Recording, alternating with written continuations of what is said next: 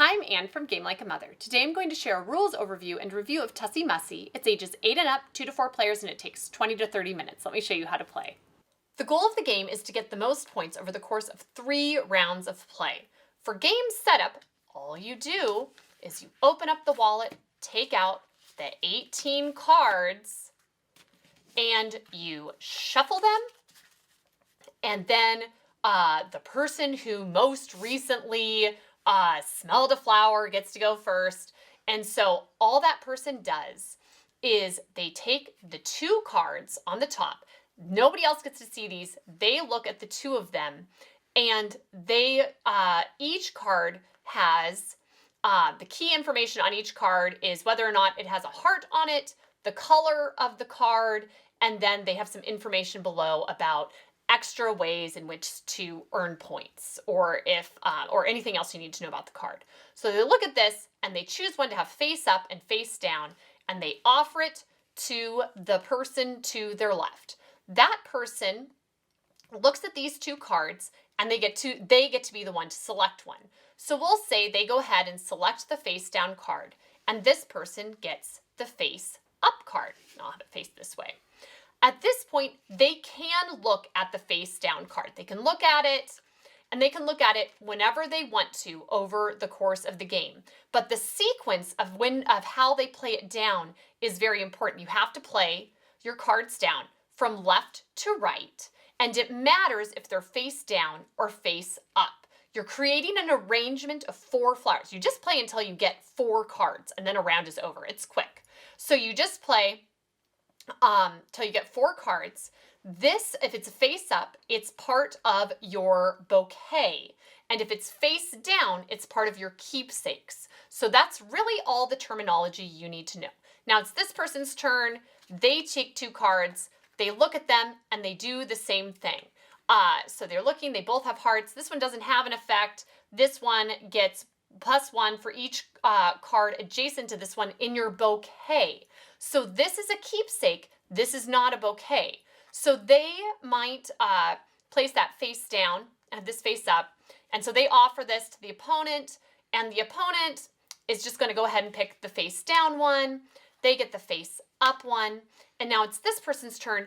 And in a 2-player game, you just offer back and forth until you get up to 4 cards. In a 3-player game, you go until this person gets to look. They're offering here, so they're going to do this, and this player gets to choose. They're going to pick the face down card. They get the face up card, and then you go back the other way. So you aren't just continuing to go around in circles. This person goes back the other way, so they've got 2, one face up, one face down. We'll say and I'm doing it left to right. It matters. And so you keep on going until it gets back around here, and then they'll have 4 cards. When everybody has 4 cards, that's when you score the round. So this is what the end of a round would look like. Each player has 4 cards. They're going to each pull the keepsakes closer to themselves, and then they get to flip them over and score them, score all of their cards. At this point, once they've scored, you write down your score and then shuffle up the cards again, and the person to the left gets to deal out the next round, and you go until you've played 3 rounds, tally up total score, and you'll see who the winner is then, and I'm going to show you how to score one of these sets of cards. I'm scoring the hand that was directly in front of me, so this is the first card I collected. It's my left side.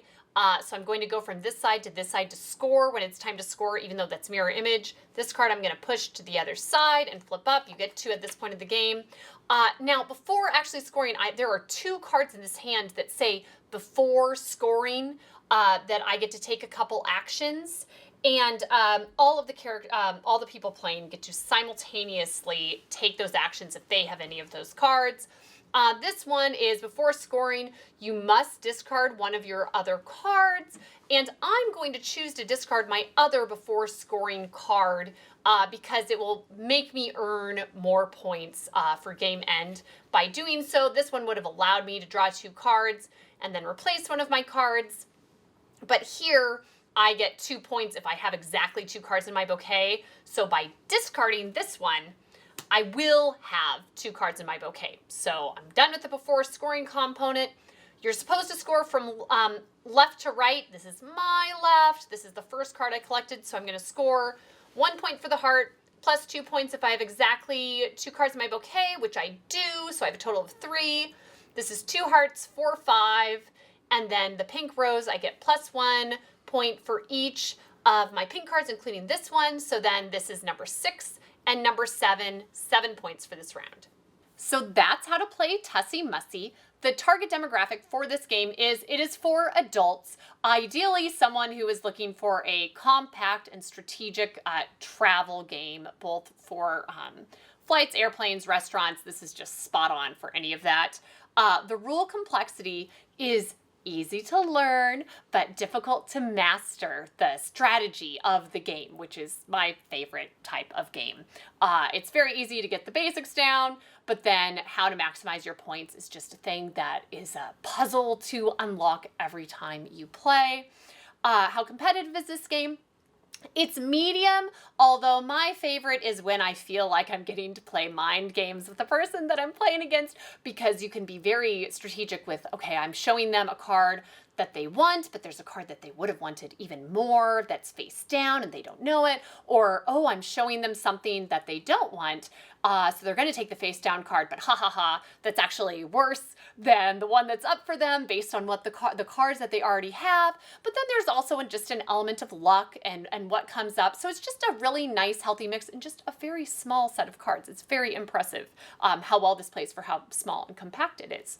The replay value is high just based on the game itself, but also the portability. If you haven't heard of Button Shy Games, that's the game publisher for this, and this is what they make, and they do it really well, and they come up with a bunch of really great games. So on that note, similar games, these are our other Button Shy games in addition to Tussie Mussie.